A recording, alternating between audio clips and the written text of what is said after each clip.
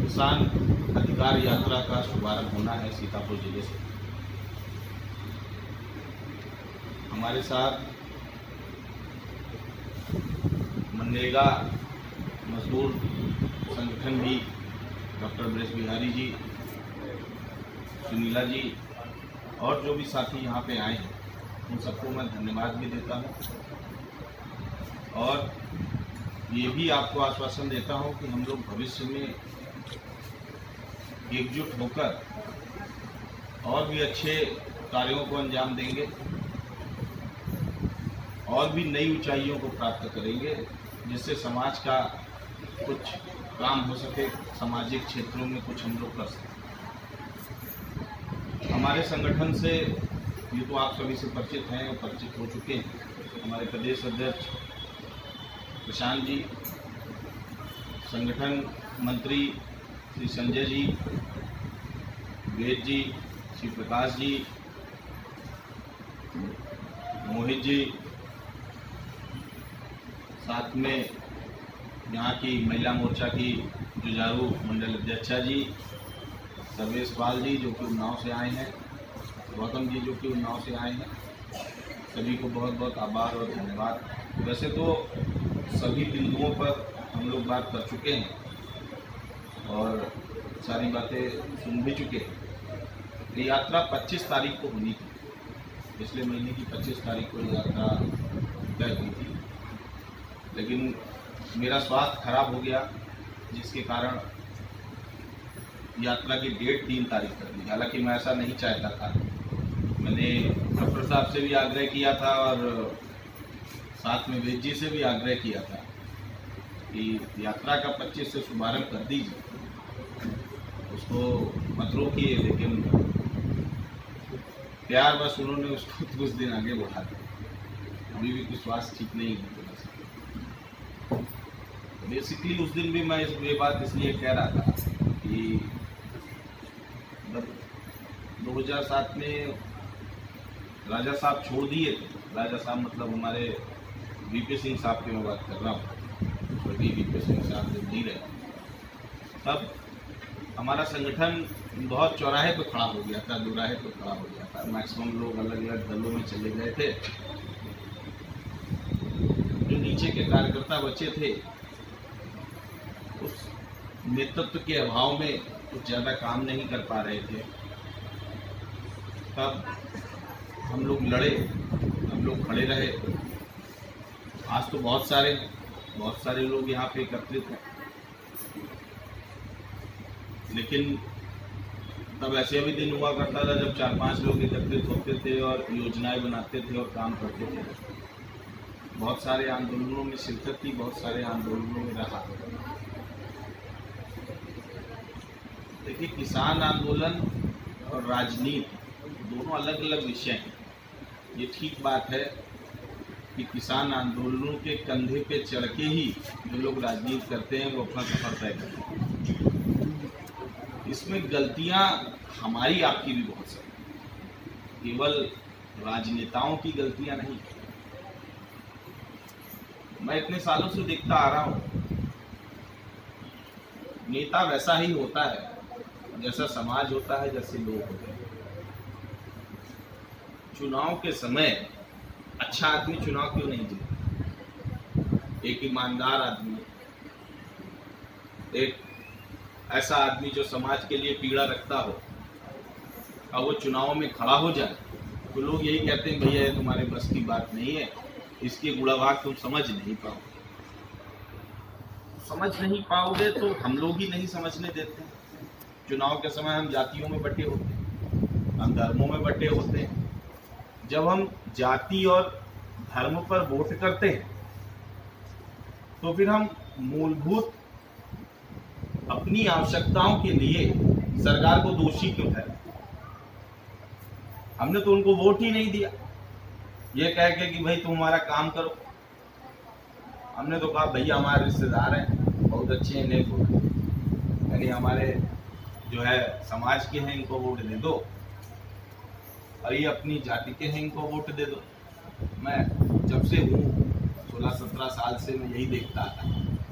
हालांकि 25 साल पहले दूसरी कंडीशन थी। 25 साल पहले की राजनीति जो पढ़ता हूँ, जो अनुभव करता हूँ कि वो दूसरे तरीके से की जाती। तब के नेताओं में भी समाज के लिए दर्द होता था, क्योंकि उनको आपका शोषण नहीं करना होता था।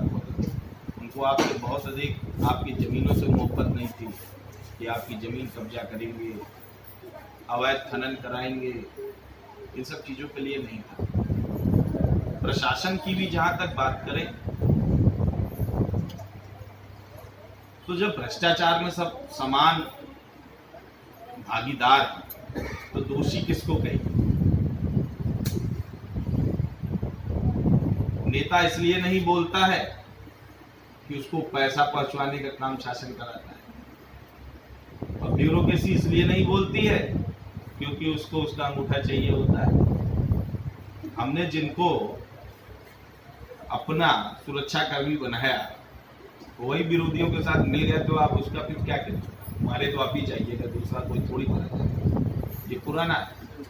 तो पहली बात तो ये है कि हम लोग जब भी चुनाव आता है तो इस बातों को ध्यान दें कि हम किसका सपोर्ट कर रहे हैं और क्यों कर रहे हैं और किस लिए कर रहे हैं।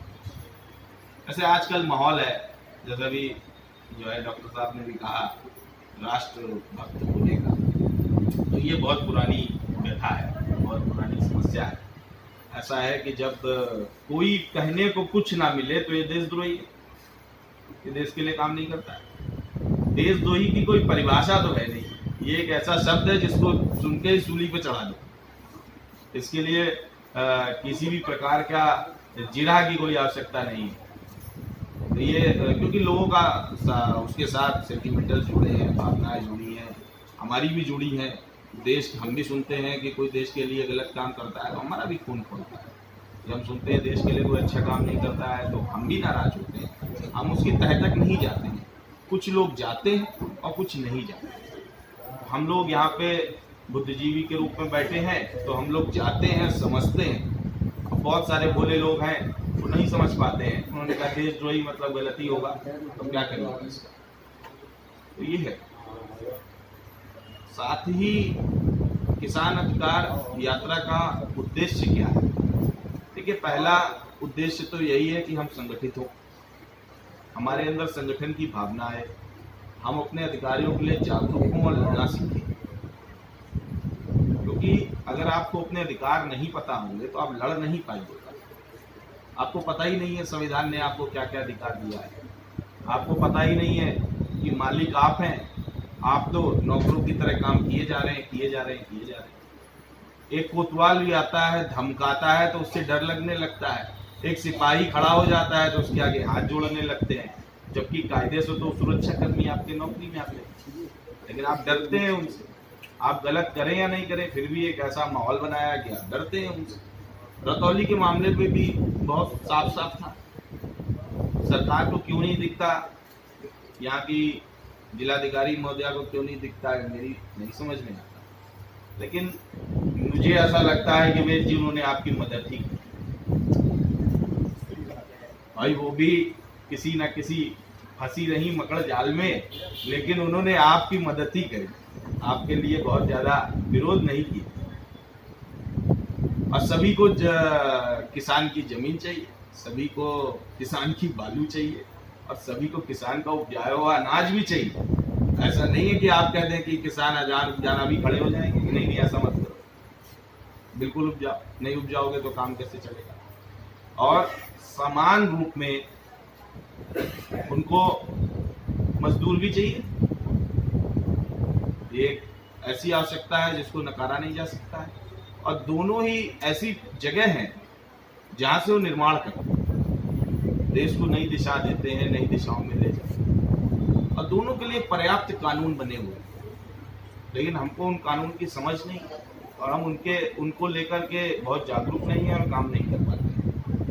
ये कारण है कि हम अपने अधिकारों से वंचित रह जाते हैं। चाहे शिक्षा की बात करिए, मैं तो मानता हूं कि शिक्षा बहुत ही निम्न श्रेणी की है, क्योंकि अगर निम्न श्रेणी की शिक्षा नहीं होती तो हम अपना घर बेचकर, हमने बहुत सारे लोगों को देखा लोन लेते हैं, घर बेचते हैं, बच्चे को पढ़ाते हैं। बच्चा एमबीए हो गया, एमबीए होने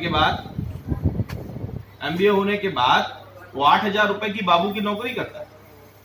एमबीए होने के बाद किसी कॉल सेंटर में नौकरी करता है। एमबीए होने के बाद देश के प्रधानमंत्री कहते हैं पकौड़ा बेचने दुकान चल जाएगा। तो ये क्या है? तो पढ़ने की आवश्यकता क्या थी? पकौड़ा बनाने के लिए एमबीए होने की क्या जरूरत?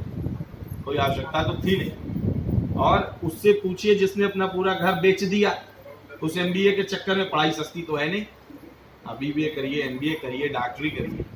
अभी मुझे याद है, मैं बॉम्बे जगह सेमिनार में गया था, तो महिंद्रा के सीईओ थे। उन्होंने बड़ा ईमानदारी से बोला देश में 93% जो डिग्री होल्डर्स हैं वो किसी काम के नहीं। और उन्होंने सही बोला। विद्यालय डिग्री छाप रहे हैं और डिग्री बांट रहे हैं। उनको क्या, किसी विद्यालय वाले को देखा है दिवालिया होते हुए, कंगाल होते हुए, परेशान होते हुए? कोई मास्टर साहब पुराने, हम ही लोग उनके सामने गिड़गिड़ाते रहते हैं। उनके विद्यालय बढ़ते चले जाते हैं। विद्यालय का मकसद बिजनेस हो गया है। तो देश की वैसे ही हालत खराब है। जो पैसा हम कमाते हैं घूम फिर के वहीं दे। किसानों की लड़ाई इस देश में बहुत जरूरी है, क्योंकि एक बात और है, आज़ादी जब मिली थी तब हम लगभग 77% थे किसान के रूप में। आज हम आंकड़ों पे बात करें तो 46% बचे। बाकी का परसेंटेज कहाँ गया? कोई वो संपन्न आदमी नहीं हो, वो और खराब स्थिति में गया। और शहरों में और दूरदराज में कोई रिक्शा चला रहा है, कोई किसी तरीके से अपना जीवन यापन कर रहा है, कोई किसी फैक्ट्री में पड़ा हुआ है, कोई किसी न किसी तरह की गुलामी की जिंदगी ही जी रहा है। देश आज़ाद जरूर है, लेकिन यहाँ का 90% आदमी अभी भी गुलाम। मानसिक गुलामी ले लीजिए, आर्थिक गुलामी ले लीजिए, और चाहे फिर अधिकारों की ही गुलामी क्यों न। हर व्यक्ति एक दूसरे के अधिकारों का शोषण कर रहा है, काम कर रहा है।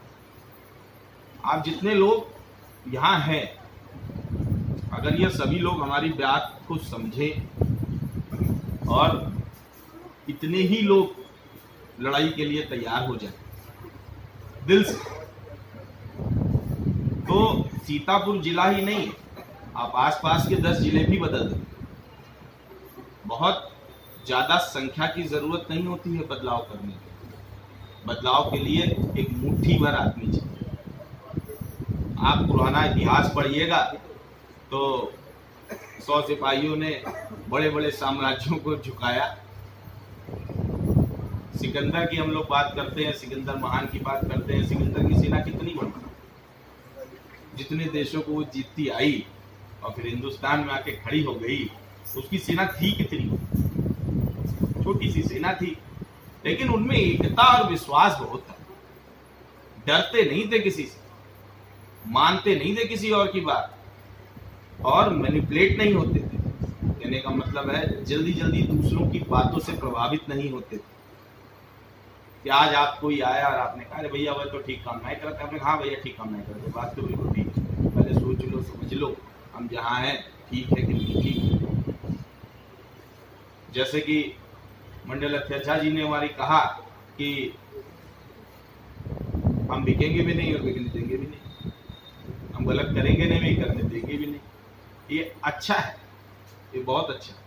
अगर हम इतने ही लोग इन बातों पे अमल कर लें तो मुझे लगता है कि हम लोग सीतापुर जिले में तो बहुत सारे लोग जो पीड़ित हैं, शोषण हैं, उनको न्याय दिलाने में, उनको उनका सम्मान दिलाने में, उनके बच्चों को अच्छा भविष्य बनाने में हम मदद करें, हम काम करें। ये देशभक्ति का ही कार्य है, ये देश के कार्यों के ही अंतर्गत आता है। हम जो कर रहे हैं उसके लिए हम वेतन नहीं लेते, हम जो कर रहे हैं उसके लिए हमको कोई कुर्सी भी नहीं चाहिए, हम जो कर रहे हैं उसके लिए हम ये भी अपेक्षा नहीं करते हैं कि जो है इसके बदले में समाज हमको क्या कहेगा। लेकिन हमको दिल से पता है हम जो कर रहे हैं वो ठीक कर रहे हैं। अगर हमारे सामने बैठे लोग परेशान हैं तो दुखी हैं और हम उनके लिए कोई काम कर रहे हैं तो हम ठीक है। देश की सरकारों की बात करें तो ठीक है, भारतीय जनता पार्टी ने अभी कुछ ऐसा नहीं किया जिससे कि किसानों का, मजदूरों का कुछ भला हो, लेकिन इससे पूर्वोत्तर सरकारों ने भी बहुत कुछ ऐसा नहीं किया। राज्य सरकारों की बात करें तो मुझे आज भी याद है, समाजवादी पार्टी की इससे पहले सरकार थी। समाजवादी पार्टी की सरकार में सैकड़ों लाठी डंडे अभी लोगों ने खाए। ओलावृष्टि और सूखा की समस्या हुई थी, कितना धरना प्रदर्शन, घेराव किया, उसके बावजूद भी 10% से ज़्यादा लोगों को हम लोग कोई इंसाफ नहीं दिला पाए, कोई चीज़ नहीं दिला पाए। वो व्यक्ति जो मौत से जूझ रहा है, मर रहा है, उस पर बैठ के राजनीति करने का कोई सेंस नहीं होता है। उससे पहले की बात करें तो बहुजन समाजवादी पार्टी की मुखिया से एक बार मेरी वार्ता हुई थी। मैंने उनसे कहा भी था कि किसानों के लिए आपको आगे आना चाहिए। उन्होंने कहा हमारे वहां तो कोई किसान है ही नहीं। तो इस बात के बाद कोई बात बची ही नहीं थी। मैंने उनसे कुछ कहा भी नहीं। मैंने कहा ठीक है। मैंने समाजवादी पार्टी में एक दिन बार अखिलेश यादव जी से कहा था कि आपको किसानों के लिए लड़ना चाहिए, जब वो सत्ता में था। तो उन्होंने मुझसे कहा था कि सारा किसान तो हमारे साथ है, हम किसके लिए लड़े। मैंने कहा ठीक है, सत्ता से बाहर हो गए। जब हम लोग दादरी आंदोलन लड़े और मुलायम सिंह यादव जी की सरकार थी, तो सेम शब्द नेताजी ने भी कहे। मुझे याद है राजा साहब तब जीवित थे और नेताजी स्वयं मिलने उनके दिल्ली आवास पे आए थे। उन्होंने कहा ये राजबब्बर को हमारे वहाँ से निकाल दिया गया है, इसलिए आपके वहाँ आके ये सब कर रहा है। तब राजबब्बर उसमें हमारे मेन लीडर के रूप में थे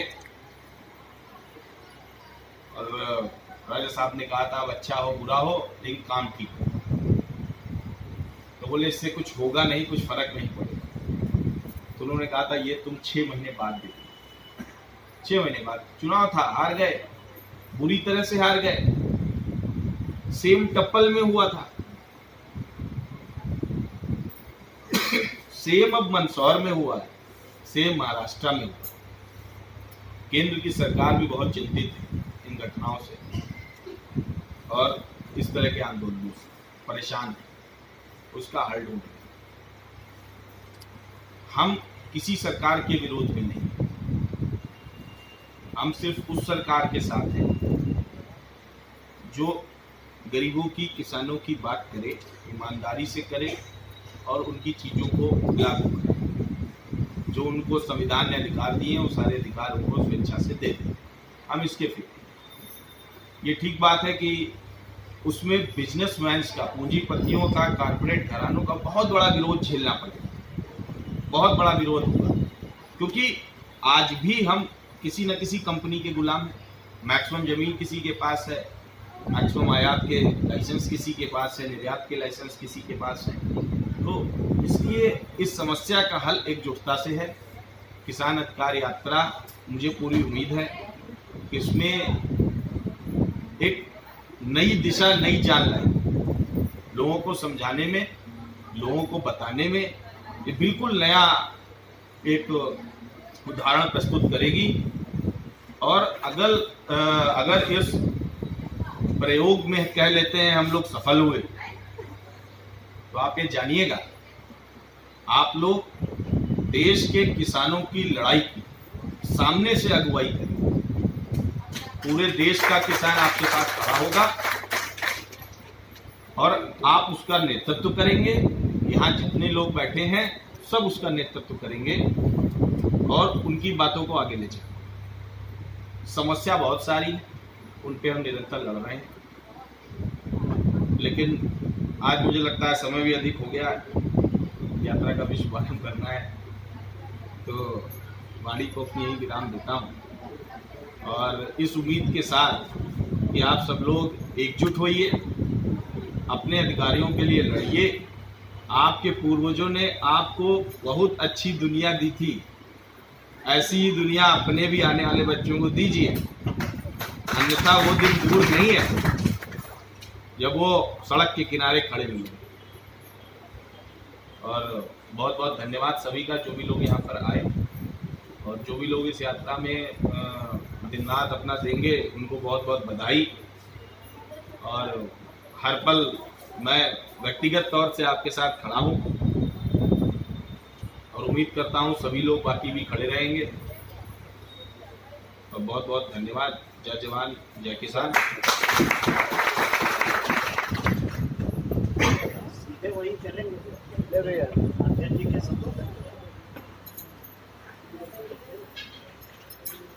हम लोगों को